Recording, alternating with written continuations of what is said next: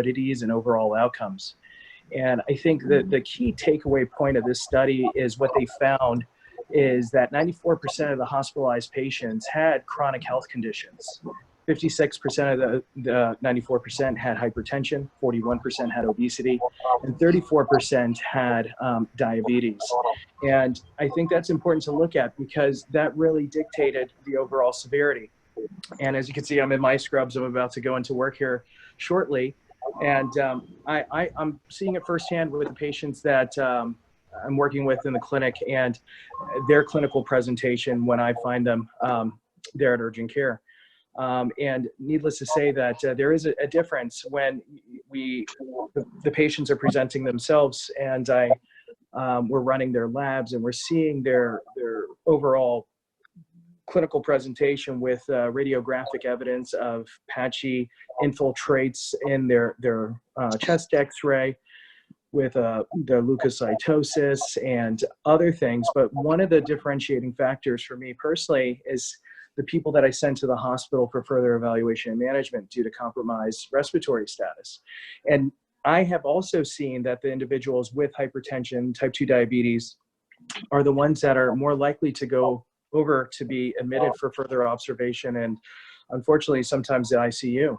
So I think this article really highlights the importance of addressing these comorbidities and allowing us to focus on how we could better ourselves to address these common factors in primary care: hypertension, diabetes, and obesity.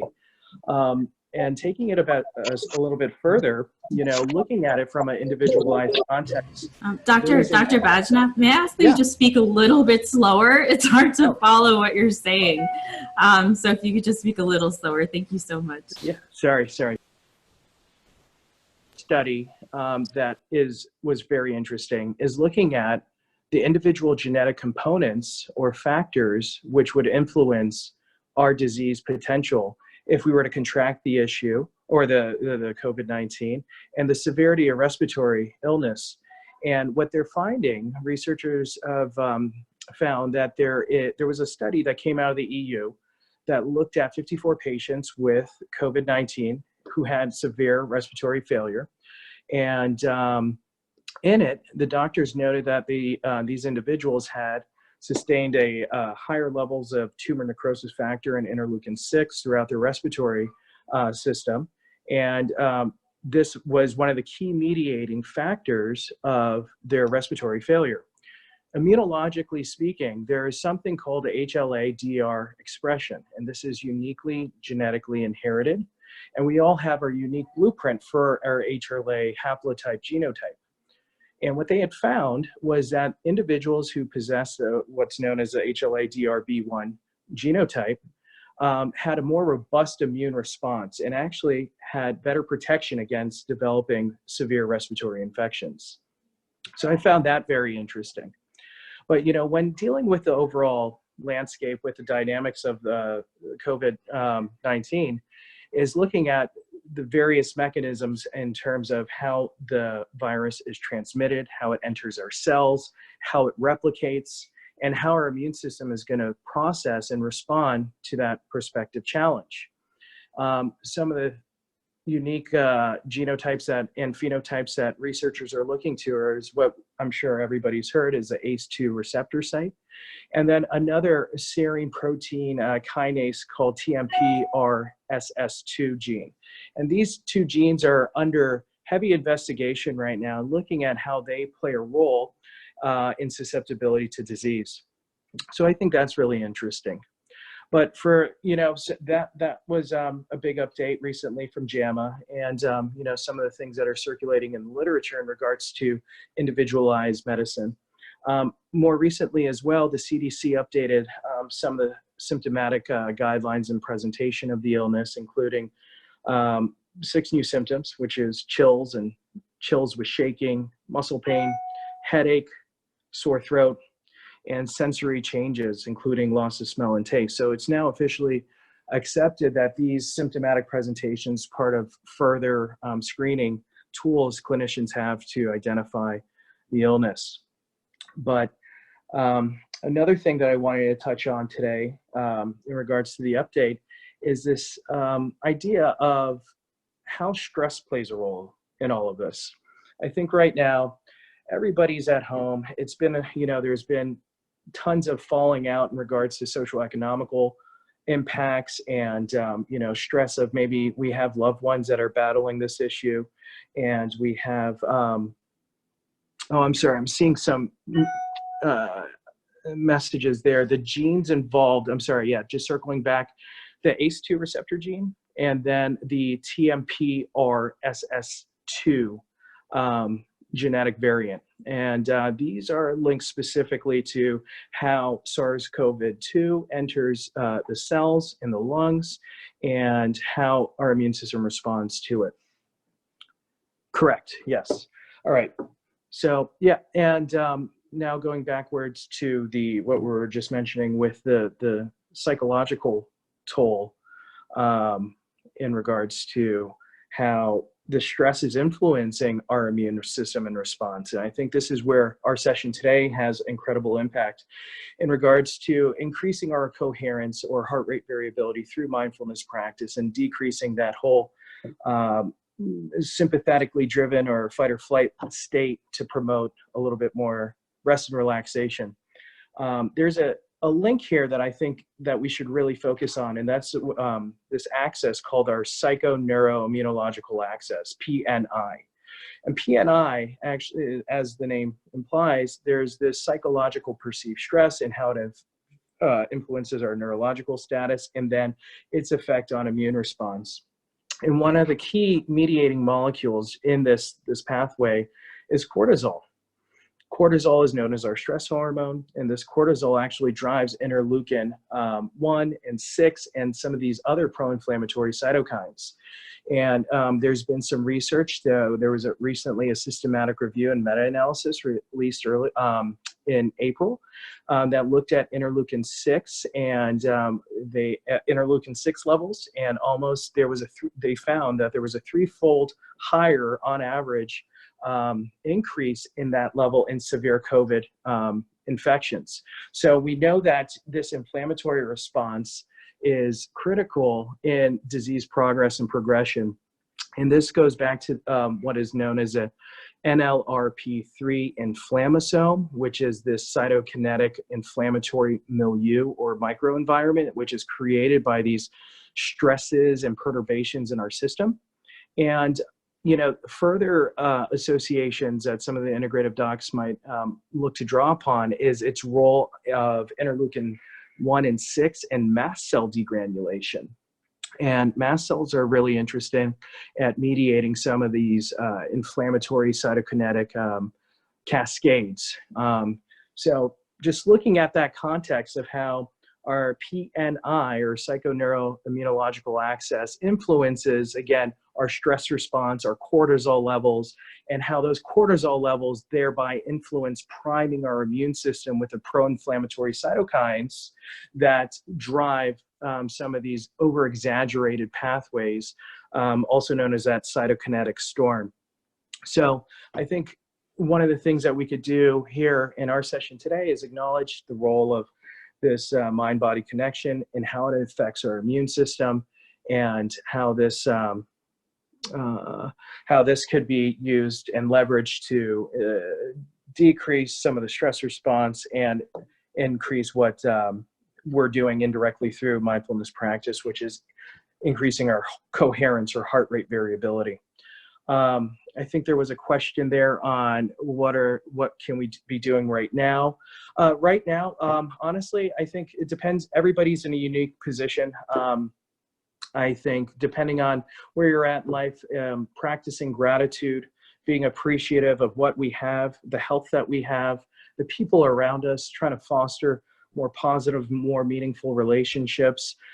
Use this time as spring cleaning and, going in and organizing and getting our things together, just really trying to tap into that flow state and increase coherence is going to be, I think, one of the best things that we could be doing right now. And obviously, whenever we can refine our diet, optimize our diet towards a more plant-based, whole food, nutritious diet, we could integrate more mindfulness movement in our physical routine, whether it's exercise or yoga or breathing exercises, and develop really healthy sleep patterns. Because, you know, another big part is our chronobiome, or our body's biological clock. And our biological clock, there's some other really interesting studies that have been coming out that is looking at the epigenetic interface of how our circadian rhythms, or when they're disrupted, influences also some of these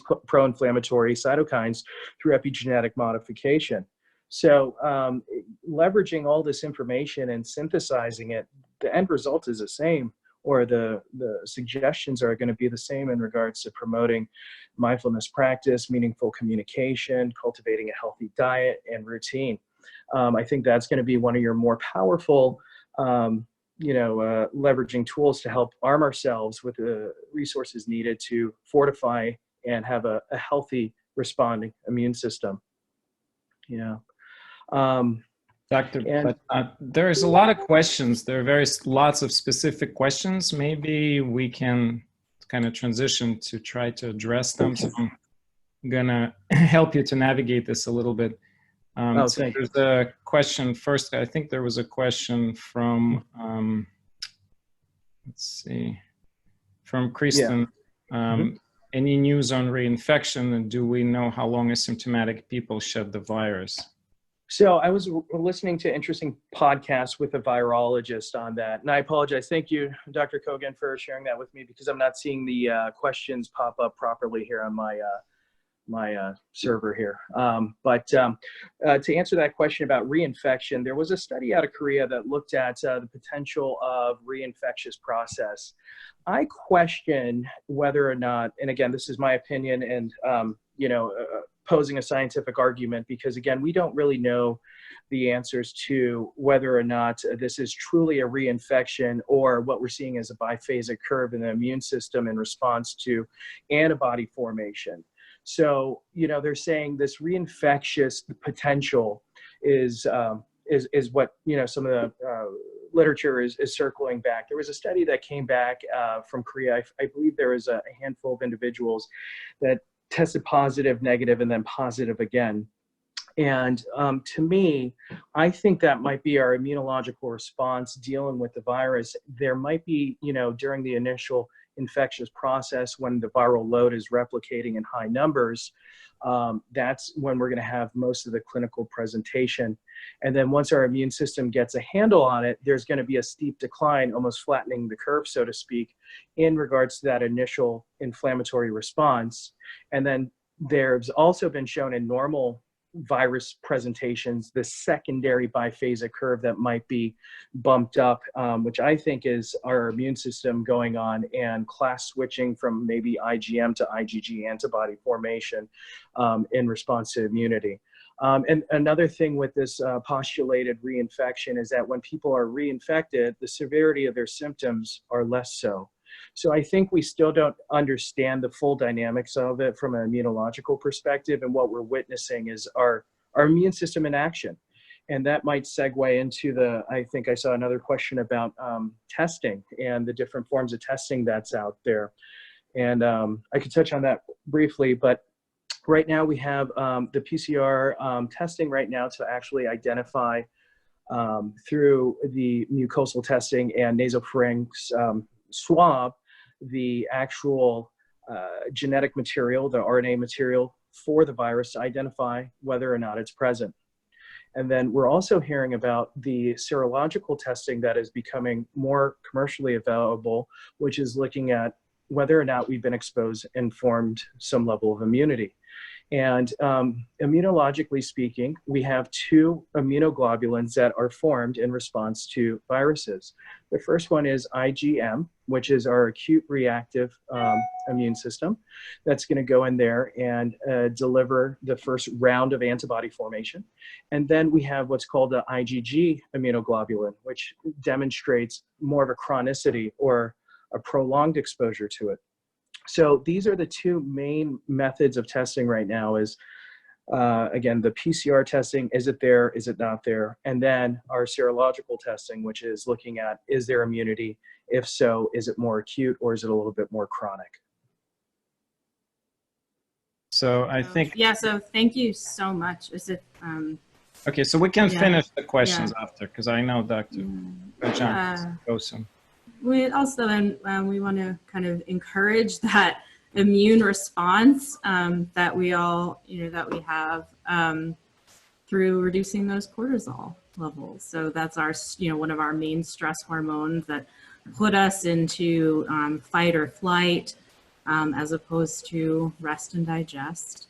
And rest and digest is putting ourselves in the best possible place to be healed, and also to have our be present and have our immune defense. And I also love, I just wanted to say before we start doing breathwork that I love what Dr. Bajnath said about practicing gratitude, meaningful relationships, spring cleaning for our minds. And one thing that a friend of mine had shared was doing a friend inventory and just writing down the people in our lives and checking in with those. So people who may not have things like them. So moving on, I also, when I was personally getting ready for this today, I'm like, crap, like where am I going to do this? Like one side of my apartment is next to a construction site and a firehouse, but the other end of my apartment is next to a Safeway loading dock.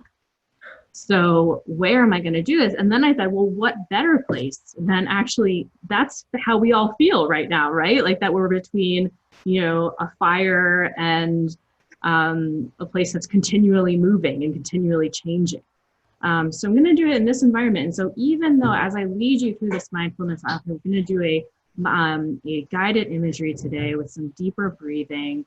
There might be some sound that comes through, and I can't help it, but we also can't help the situation we're in. And so surrendering to that is something that we can all do together. And I ask your forgiveness in that, but also your willingness to join me on this journey. So in that spirit, if everyone can just get into a comfortable seated position, put one hand on your chest and the other on your belly, and start noticing that natural undulation of the breath.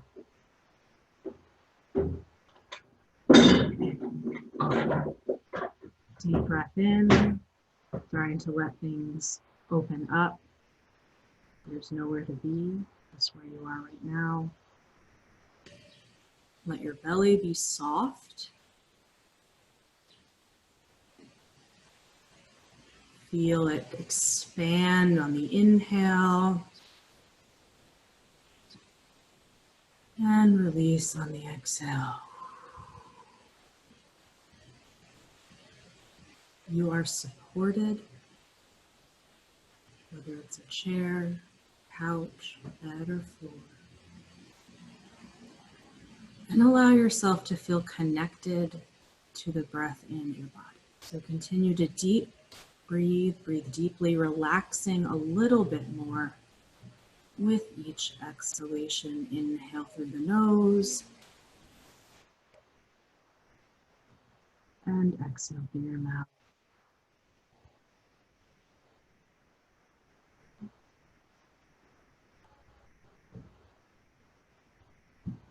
Imagine yourself walking down a country road. What do you see, hear, smell, feel? What time of day is it? What's the light like? How does the air feel on your skin? Is it warm or cool? After a while, you'll see a path turning off the road. Follow this path and let it take you across a field. What does the path feel like under your feet? What do you see, smell, hear, and feel around you? Breathing in through your nose and out through your mouth.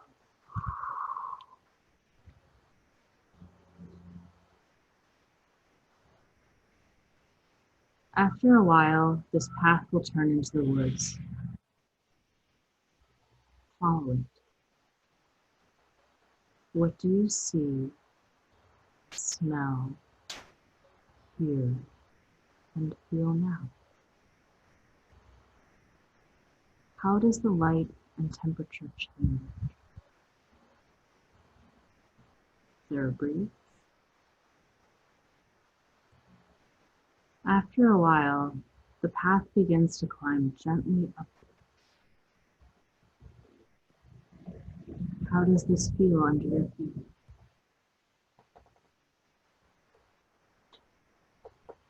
Soon you'll hear and then see a stream off to the side.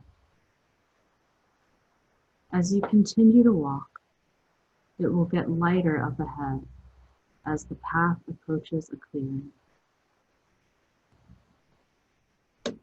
Continue on the path into the clearing. Enjoy the space. What do you see, feel, hear, and smell?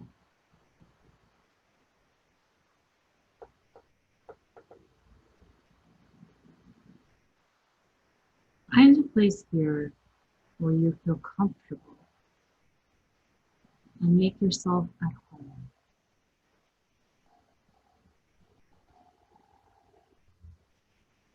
As you're sitting, standing, or lying down in this clearing,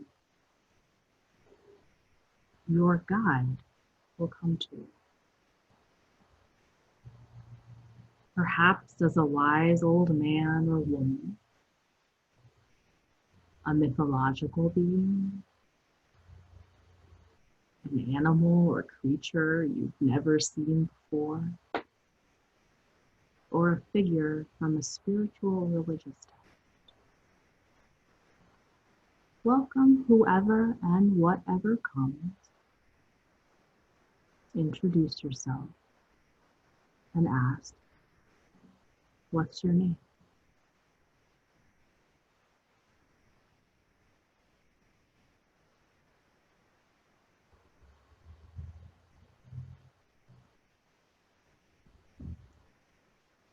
Make yourself comfortable with your guide.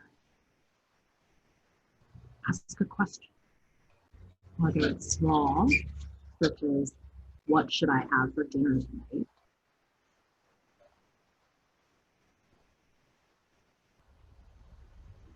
What should I do on Saturday? Or larger, why do I get headaches? Why can't I speak? How should I deal with a relationship or difficult issue in my life? Feel free to ask whatever feels right to you at this moment and accept the answer.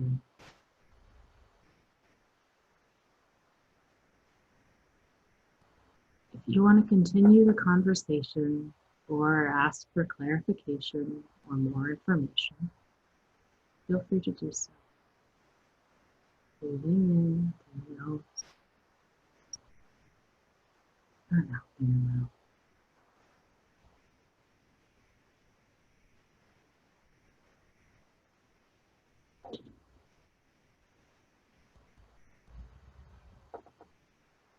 Continue to ask questions and receive answers for as long as you like.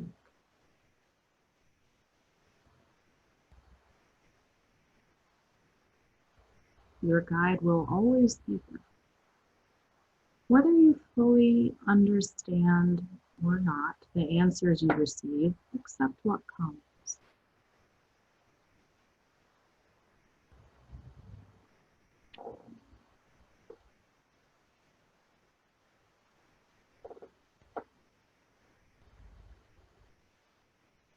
When you feel complete, thank your guide for this experience. Say goodbye for them. And prepare to depart, knowing that you can always return and your guide is always available to you. This is your space. It is safe.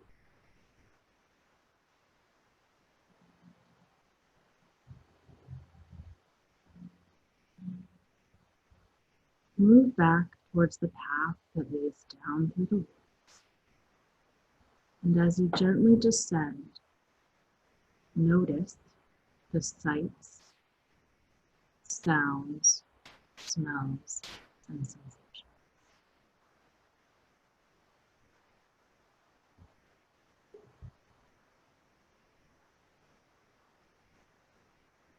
Once again, hear the sound of water and see the water running down. Relax your shoulders, breathe in and out.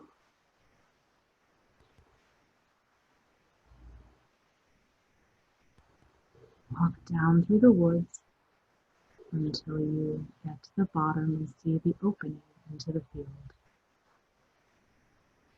Walk across the field, noticing the light, the sounds, the smells, the feeling on your skin,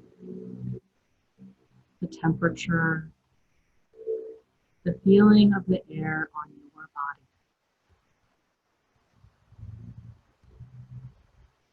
Turn on to the country road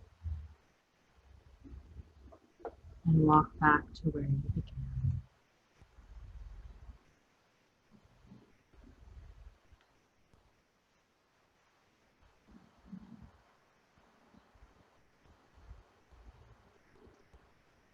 Now feel yourself back in your room where you are in this moment on the chair, couch, or floor. Become aware of your connection to your body as it is in this moment. Breathe deeply, feeling the softness in your belly.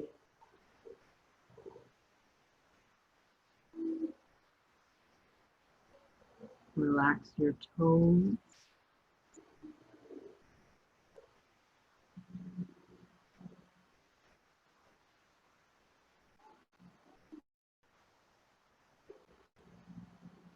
And notice the relaxation in all of your muscles.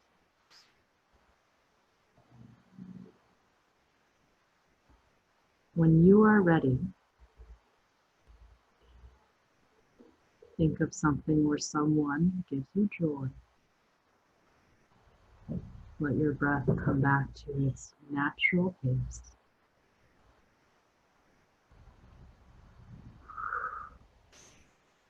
Open your eyes slowly and join us back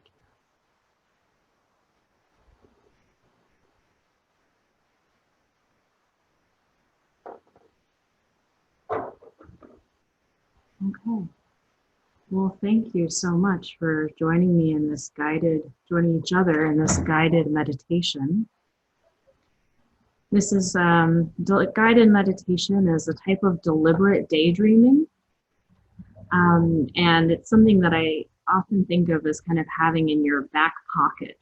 So if you have a moment now, I encourage you to write down some of your thoughts, the time you had on your journey, what it was like for you, perhaps those senses of smells, feelings on your body, sights, etc., everything that was coming up, so that you can return when you most need it or at any given time. What did you enjoy? Was there fear that came up? What you smelled? Like, writing down these things is not only to have, as I said, in your back pocket, but also an opportunity to encourage the reflection to continue. All of this is so that you have your own ability to come into that rest and digest, feeling of groundedness, feeling of peace whenever you need it. Things don't have to make sense. The language of the unconscious is often unfamiliar. It might take several times doing this type of thing for a guide to emerge. All of those things are true. But I encourage you to think of, if it was not this, what brings you peace? And know that you can return to it at any given time. And those ways of practicing gratitude, meaningful relationships, a spring cleaning for our soul, or a spring cleaning for being with each other, being with ourselves, is what is going to help us all get through this. And maybe that sounds a little woo, maybe that sounds a little impractical, but it's one piece. It's not everything, but it's one thing that we all can do for ourselves at any given time. And I know when I feel helpless, that's something I need. Maybe it's true for you too. So please share if you have any reflections you want to share with other people. Join us in community if you want to put those in the chat, how you feel, if something resonated with you, if you have questions from your wise guide. I bet people would be interested to see how, if there were similar experiences or not. Again, the reflection is a big part of mindfulness. Not only just doing the activity, but acknowledging how we feel before, after. Was it the same, different, worse, better? Doesn't matter. Again, that reflection is part of the activity and part of what brings us into the space that we need. So if there are any questions, please, I welcome them in this time regarding mindfulness, regarding stress management through this type of breath work, etc. We could certainly go into more of specifics another time of the vagus nerve and how this is all biologically relevant. And again, I look forward to your reflections if you'd like to share them with me personally or with the group in general.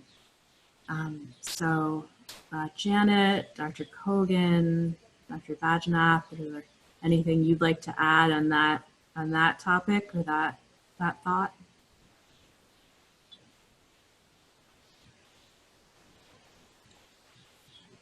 Janet, how do you feel? Any different? Any changes? Same? What about you, Dr. Kogan? Feels good. I'm mindful of all the questions. So maybe we can move on to those, Okay. unless somebody else wants to say something about how the practice affected them.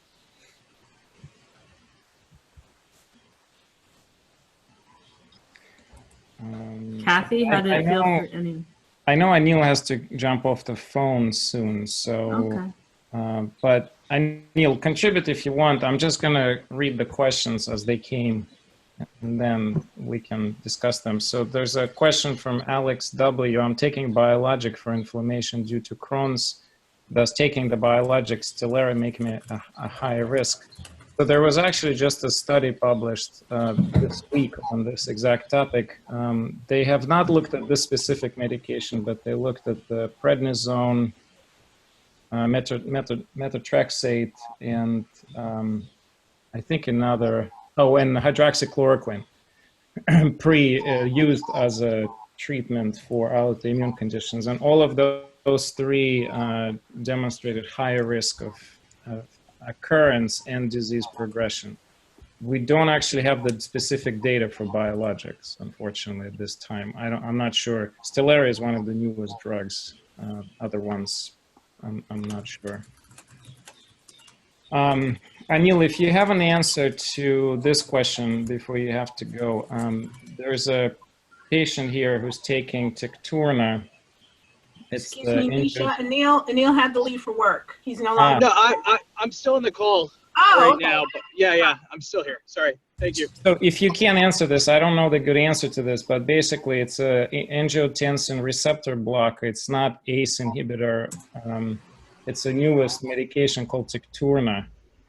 My understanding that the recommendation currently is not to change anything and keep the patients on this type of medications. But if you have anything to add regarding the ACE inhibitors, please feel free. Yeah, I've heard the same thing, Dr. Kogan, that essentially we have two, major classes within that molecular target. The actual ACE inhibitors, which inhibits the converting enzyme, and the actual angiotensin receptor blocker, which was initially touted as a potential target site for blocking the potential viral entry into those receptor sites in the upper respiratory system.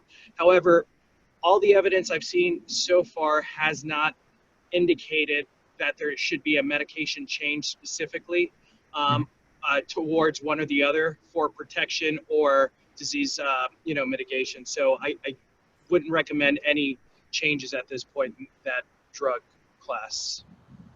Okay, thank you. Dr. Veltri asked a question that I think, as her former faculty mentor, I'm going to ask her to answer this question herself.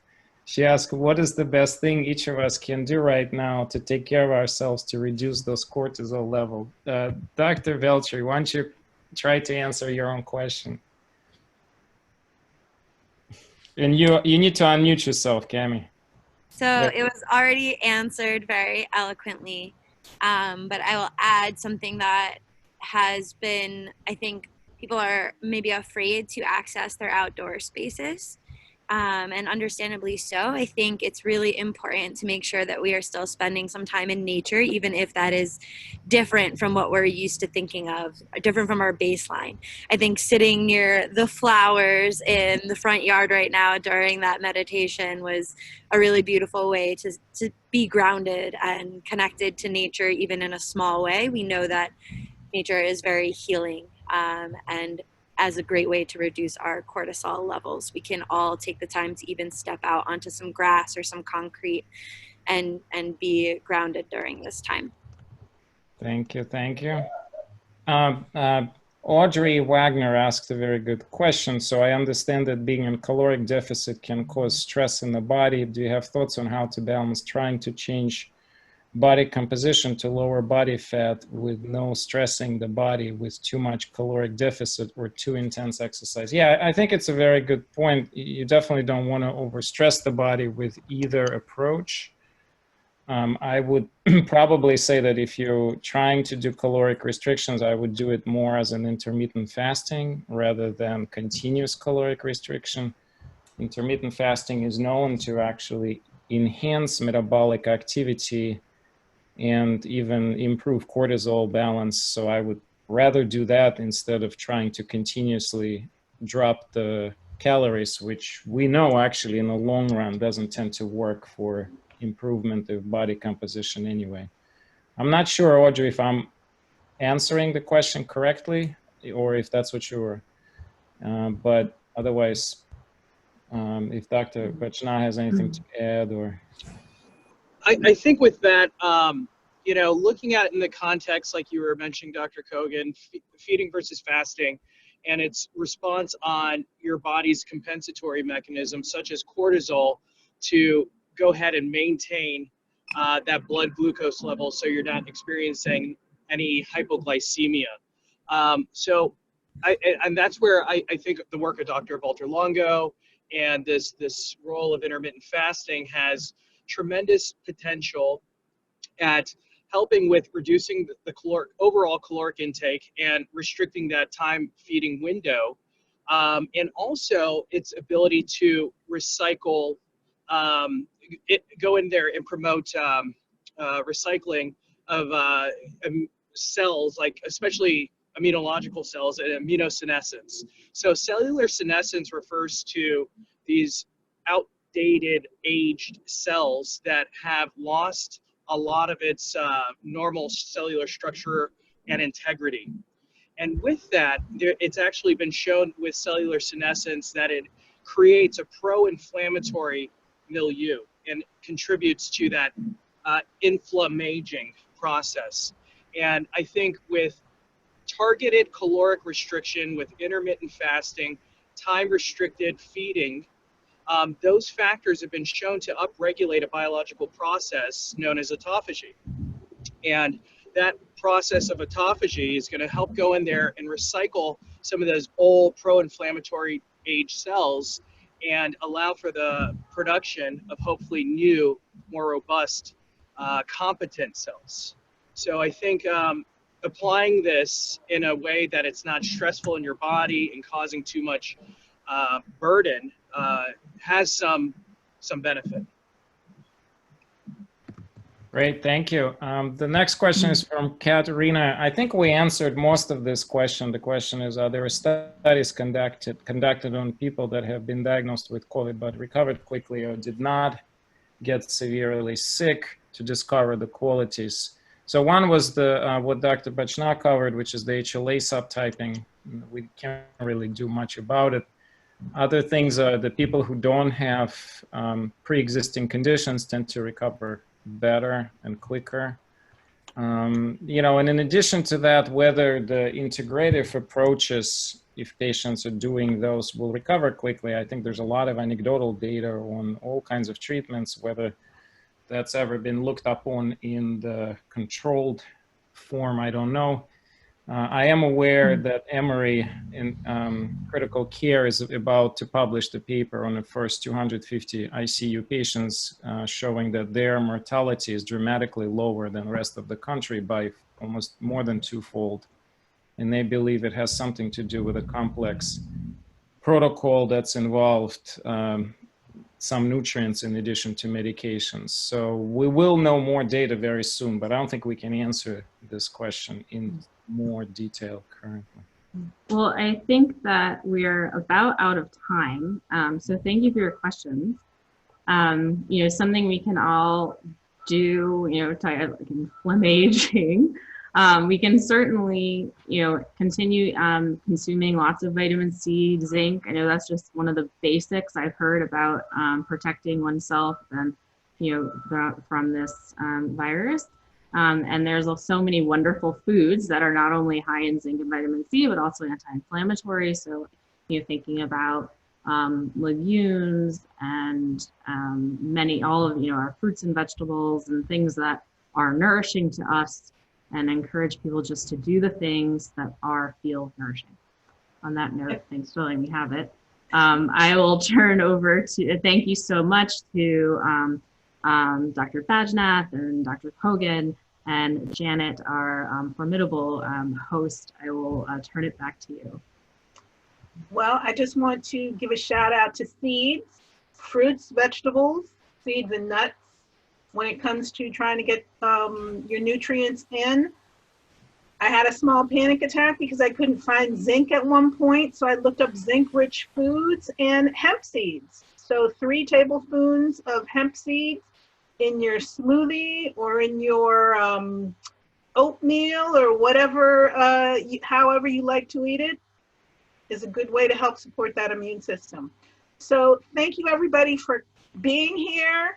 At one point, Dr. Bajnath mentioned Walter Longo. You can hear Walter Longo's lecture from last week at our website. Just click on the Sung Symposium button. And it's also in the email I sent you all earlier today. So take care, be well, be safe. Okay. Thank you, guys. Bye. Thank you. Thank you. Bye-bye. Bye. Bye. Bye. Bye-bye.